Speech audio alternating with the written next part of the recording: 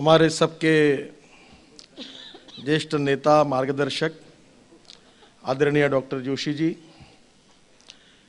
पूर्व वित्त मंत्री हमारे नेता आदरणीय यशवंत सिन्हा जी, दिल्ली भारतीय जनता पार्टी के अध्यक्ष विजेंद्र जी, प्रकाश जी, वाणी त्रिपाठी, विजय जी, मंच पर उपस्थित सभी प्रमुख नेतागण और कार्यकर्ता भाई और बहनों, सबसे पहले हमारे हिंदुस्तान के इतिहास में ये जो 1,76,000 करोड़ का घोटाला हुआ है 2G स्पेक्ट्रम का, ये भारतीय जनता पार्टी ने आरोप नहीं लगाया है। ये संविधान में हमारी जो CAG है, जिसका एक स्थान है, उन्होंने लिखित रिपोर्ट में कहा है कि 2G स्पेक्ट्रम ने 1,76,000 करोड़ का घोटाला हुआ है। इतना बड़ा भ्रष्टाचार और इसके कारण जिनके मुंह काले हुए, उन्होंने किस प्रकार की हरकतें की, तमाशा किया, ये हिंदुस्तान के जनता ने देखा है। भारी दबाव डालने की कोशिश हुई और उसके बावजूद भी लोकतंत्र के प्रहरी के रूप में संसद का गरिमा ध्यान में रखकर PAC के अध्यक्ष के नाते डॉक्टर मुरली मनोहर जोशी जी, यशवंत सिन्हा जी, कलराज मिश्र जी और सभी जो सदस्य इसमें थे, जिन्होंने बहुत ही किसी के दबाव में ना आते हुए निपक्ष रूप से दूध का दूध और पानी का पानी करके इस भ्रष्टाचार के पीछे क्या है, इसका खुला स्वरूप हिंदुस्तान के जनता के सामने जिन्होंने स्पष्ट किया है, इस ऐतिहासिक कार्य के प्रति मैं डॉक्टर जोशी जी को, यशवंत जी को और कलराज मिश्र जी को और उनके साथ जिन्होंने काम किया है उन सदस्यों को बहुत बहुत अभिनंदन करता हूं, शुभेच्छाएं देता हूं और हिंदुस्तान की लोकतंत्र का इतिहास उनको याद रखेगा। जिन लोगों ने इस कमेटी में रहकर पहले ठीक काम किया, पर जब उनको पता चला कि इस कमेटी से जो सच सामने आ रहा है, जो आईने में दिख रहा है, उसमें हमारे पार्टी के नेता, शीर्षस्थ नेता अड़चन में आ रहे, उनका मुंह काला हुआ हो रहा है, तब जिस प्रकार का तमाशा और नाटक किया गया, ये भारतीय संसद के गरिमा को लेकर बहुत ही दुर्भाग्यपूर्ण है। मैं आज एक अखबार पढ़ रहा था, प्रणब मुखर्जी वियतनाम में है और हनोई में 44th एनुअल जनरल मीटिंग है एशियन डेवलपमेंट बैंक की, और उसका भाषण आज आया हुआ है। वो क्या कह रहे हैं और देश में कांग्रेस पार्टी क्या कर रही, इसका चित्र है। प्रणब मुखर्जी ने कहा है कि it means corruption, it should be adequately addressed so that people's confidence in the system continues. Finance minister Pranab Mukherjee said while addressing delegates at the meeting here, the various aspects of government functioning should be accountable, transparent and corruption free, he said. Last year, India was rocked by 5 major scams, 4 of them in the last 4 months, including the 2G spectrum allocation. Procedural delays, red tape and arbitrary pricing of natural resources are often blamed as major hurdles in India's growth. Mukherjee, who is on a 2-day visit to the Vietnamese capital, said the Indian governance system is fortified with the strong checks and balances through institutions such as Parliament's Public Accounts Committee PAC and Government Auditor Comptroller and Auditor General CAG. ये Pranab Mukherjee Vietnam में कह रहे हैं, ये Hindustan times में आया हुआ है आज, और ये दुनिया के सामने ये स्टेटमेंट दे रहे हैं और उनके पार्टी के 4 कैबिनेट मंत्री षड्यंत्र करके पार्लियामेंट में एक तमाशा किस प्रकार से हुआ जो हिंदुस्तान के जनता के सामने आया। उसमें एक श्रेष्ठ मंत्री, कैबिनेट के बड़े बड़े प्रधानमंत्री का सपना देखने वाला भी एक मंत्री उसमें है और वो सब बैठकर अपने लोगों को जिस प्रकार से उन्होंने इस भ्रष्टाचार का प्रकरण जब बाहर आ रहा था, उनने कैसा व्यवहार किया, ये लोगों के सामने आया है। ये हिपोक्रेसी है। ये यशवंत जी ने बहुत अच्छा कहा कि चोरों की बारात। चोरों की बारात ये फिल्म तो आई थी या नहीं मुझे मालूम नहीं, एक फिल्म थी शायद, पर चोर मचाए शोर ये फिल्म आई थी। चोर मचाए शोर। और ये मैं मानता हूं कि ये फिल्म जो पार्लियामेंट में तमाशा हुआ है, क्या ये तमाशा यूपीए चेयरपर्सन सोनिया गांधी के अनुमति के बिना हुआ है? क्या ये सब तमाशा हुआ है क्या प्रधानमंत्री के अनुमति के बिना हुआ है? ये क्यों हुआ? मैं प्रधानमंत्री से इस बात का जवाब मांगता हूं कि क्या ये सब होने के बाद आपके मन में कोई इसकी प्रतिक्रिया है, कोई इसके बारे में उद्वेग है? कुछ आप बोल रहे हैं? ना प्रधानमंत्री बोल रहे हैं, ना सोनिया जी बोल रही है। इसका मतलब ये चोर मचाए शोर या चोरों की बारात, ये दोनों फिल्म के प्रोड्यूसर और डायरेक्टर ये प्रधानमंत्री मनमोहन सिंह जी और यूपीए चेयरपर्सन सोनिया गांधी है। ये कांग्रेस पार्टी है जिन्होंने इमरजेंसी में भी ऐसा ही किया था। सच बोलने वालों के मुंह तुम दबा रहे हो, तब लोग आंदोलन करते हैं।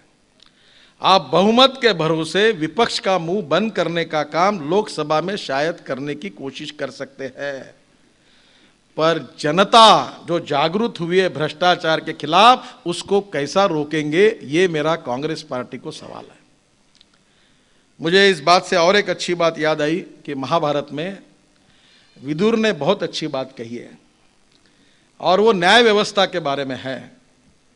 उन्होंने कहा है कि जो गुनाह करता है उसको 50% शिक्षा होनी चाहिए, जो गुनाह करने वालों को मदद करता है उसको 25% शिक्षा होनी चाहिए, और जो ये देखते हुए चुपचाप बैठकर कुछ नहीं करता और देखकर उसको मुख सम्मति देता है उसको भी 25% सजा होनी चाहिए। मैं पूछना चाहता हूं प्रधानमंत्री जी, आप चुप क्यों बैठे हो? प्रणव जी, आप हिंदुस्तान के बाहर जाकर पीएसी के गुणगौरव गा रहे हो और आपकी पार्टी पार्लियामेंट में क्या कर रही है, इसका जवाब दो। ये जो दुहेरी नीति है इसका मतलब क्या है? एक तरफ आप पार्लियामेंट के सम्मान की बात करते हो, लोकतंत्र के सम्मान की बात करते हो, और दूसरी ओर ऐसी प्रकार के खिलौने हरकतें करते हैं। बहनों और भाइयों, और इसमें एक अच्छी बात हुई है कि इस देश में यह साफ हो चुका है कि भ्रष्टाचार के साथ कौन है और भ्रष्टाचार के विरोध में कौन है। डॉक्टर जोशी जी के कमेटी में बिल्कुल आखिरी स्टेज तक जो समाजवादी पार्टी और बहुजन समाज पार्टी के सदस्य थे, डॉक्टर जोशी जी के विचारों के साथ थे। अचानक समय पर उन्होंने अपनी भूमिका बदल दी। क्यों बदली? मैं आज यहां समाजवादी पार्टी के सर्वे सर्वा मुलायम सिंह यादव और बहुजन समाज पार्टी की सर्वे सर्वा मायावती जी से सवाल पूछता हूं कि ऐसी कौन सी बात हुई कि भ्रष्टाचार के इस लड़ाई में ऐन मौके पर आप भ्रष्टाचारियों के साथ चले गए, आप कांग्रेस पार्टी के साथ चले गए और उसको समर्थन दिया। उन्होंने जो लिख कर लाया था उसको बिना बोलते उसके ऊपर साइन की। इसका रहस्य क्या है, ये मुलायम सिंह जी और मायावती जी हिंदुस्तान की जनता को बताएं। क्या हुआ ऐसी बात?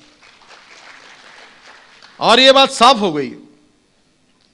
भले उत्तर प्रदेश में लड़ाई होती होगी, पर दिल्ली में दोस्ती शुरू है। उत्तर प्रदेश में कुश्ती और दिल्ली में दोस्ती, इसी को लेकर ये दोनों पार्टियां चल रही है। उनके चेहरे कर ऊपर भी जो पर्दा था वो भी इसके कारण खुला हुआ है। मैं ज़्यादा कुछ भाषण नहीं करूंगा। बहुत अच्छी तरीके से डॉक्टर जोशी जी और डॉक्टर यशवंत सिन्हा जी ने बहुत अच्छी तरीके से ये बात लोगों के सामने रखी है। भारतीय जनता पार्टी हिंदुस्तान को भ्रष्टाचार मुक्त बनाना चाहती है। हम डरेंगे नहीं, हमारा दामन साफ है, हम लड़ने के लिए तैयार हैं और पूरी ताकत के साथ, पूरी शक्ति के साथ हम इस भ्रष्टाचार के खिलाफ लड़ेंगे, क्योंकि ये 1,76,000 करोड़ रुपए ये किसी की प्राइवेट प्रॉपर्टी नहीं है, तो हिंदुस्तान की गरीब जनता की संपत्ति है। ये पैसा उनके विकास के लिए खर्चा होना चाहिए, ये किसी के घरों में नहीं जाना चाहिए। तो सही बात कही।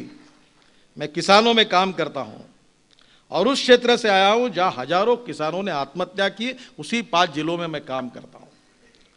आज 10 लाख से ज्यादा किसानों ने आत्महत्या की है। युवा बेरोजगार है, पीने के लिए पानी नहीं है, गांव में जाने के लिए रोड नहीं है।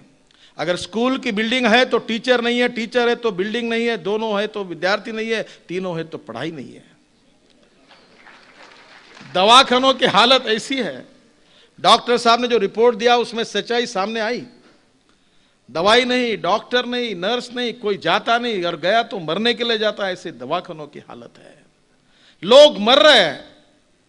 और यहां कांग्रेस पार्टी के नेता चोर मचाए शोर, और चोरों की बारात केवल लक्ष्मी दर्शन कार्यक्रम में बहुत जोरों से भिड़ी हुई है। हम इन पर प्रहार करेंगे। हम हिंदुस्तान की जनता की, गांव की जनता के पास जाकर सच्चाई को बताएंगे। सच्चाई का ये आवाज, जो भ्रष्टाचार के खिलाफ जो आवाज है, वो बहुमत के भरोसे कांग्रेस पार्टी दबा नहीं सकती, और जनता जागरूक होगी और इसका जवाब मांगे बिना नहीं रहेगी। ये बात अब काले पत्थर की सफेद लकीर है। आखिर में एक ही बात बताऊंगा कि आखिर आईने के सामने खड़े रहोगे तो जैसे चेहरा है वैसे ही दिखेगा। अब तुम्हारा चेहरा काला है तो वो सफेद कैसे आ सकता है? और इसलिए एक बहुत अच्छा शेर है, वो कहकर मैं अपनी बात समाप्त करूंगा। इस शहर में बिकते हैं आईने, कुछ ऐसे भी है जो शक्ल टेढ़ी दिखने पर तोड़ते हैं आईने। इस शहर पर बिकते हैं आईने, कुछ ऐसे भी है जो शक्ल टेढ़ी दिखने पर तोड़ते हैं आईने, मगर आईने भी मजबूर है आदत से, दिखाते हैं सच्चाई बार बार। इन्होंने कितनी भी कोशिश की तो भी इनका काला चेहरा जनता के सामने आया है। एक के पीछे एक कांड, विदेशी बैंकों में 22 लाख हजार करोड़ रुपए, वो भी उसके लिए भी कार्रवाई करने के लिए तैयार नहीं। ये जो कॉमनवेल्थ गेम और इंफॉर्मेशन आने ही वाला है, डॉक्टर साहब फिर से पीएससी के अध्यक्ष बने और प्रकाश जी है, पहला काम करिए एयर इंडिया का जो सीएजी का रिपोर्ट है वो सामने लाइए। बिल्कुल आप लाएंगे। नहीं, मैं रिक्वेस्ट कर रहा हूं। मैं तो आपसे रिक्वेस्ट कर रहा हूं। इसका कारण यह है कि ये भ्रष्टाचार के प्रकरण देश के सामने आने चाहिए। क्या जरूरत है देश में 70,000 करोड़ के हवाई जहाज खरीदने करने की? बाकी प्राइवेट लोग तैयार थे, और आज 15-16 हजार करोड़ का घाटा हुआ है। ये किसका पैसा है? और ये सब क्यों हुआ है? एक तरफ गरीब भूखे मर रहे हैं, 50% आबादी ऐसी कि जिनका रोज का इनकम 20 रुपए प्रतिदिन से कम है, और दिल्ली में लूट मची है। और इसलिए इस भ्रष्टाचार के खिलाफ एक कड़ा संघर्ष करने का ऐलान भारतीय जनता पार्टी ने किया है। आज इसकी शुरुआत दिल्ली प्रदेश भारतीय जनता पार्टी की ओर से हुई, और इसके बाद जोशी जी और यशवंत जी, कलराज जी, सबको मैंने प्रार्थना की है कि हिंदुस्तान के शहरों तक जाकर इस सच्चाई को बताइए कि क्या हुआ है। और ये रिपोर्ट जो है ये गूगल के वेबसाइट पर तैयार है, आप भी देखिए। और मैंने वो रिपोर्ट पढ़ा, इतना ड्राफ्टिंग, अभी एक भी शब्द, और मीडिया के मित्रों को मेरा आह्वान है कि वो अवेलेबल है, उसको पढ़े। और इन कमिटी ने एक शब्द कोई गलत लिखा होगा, एक भी बात उसमें से कोई गलत होगी, विदाउट एविडेंस होगी, तो आप जरूर जोशी जी को या कमेटी को दोष दीजिए। हर बात के पीछे तथ्य है, हर बात के पीछे एविडेंस है। और सच्चाई के साथ हिंदुस्तान के लोकतंत्र को मजबूत करके, पार्लियामेंट के गरिमा को बढ़ाकर और पीएससी की गरिमा को बढ़ाकर एक बहुत अच्छा ऐतिहासिक कार्य भ्रष्टाचार के इस लड़ाई में डॉक्टर जोशी जी के नेतृत्व में पीएससी ने किया है। मैं फिर से एक बार उनको बहुत बहुत धन्यवाद देता हूं, और उनका ये कार्य हिंदुस्तान के लोकतंत्र में निश्चित रूप से हम याद करते रहेंगे। फिर से एक बार इस बात को जो उन्होंने कही है, यशवंत जी ने कही है, इसको जनता के पास ले जाने का प्रभावी रूप से कार्य आप सब कार्यकर्ता जोरों से करिए, यही आपसे प्रार्थना। बहुत बहुत धन्यवाद।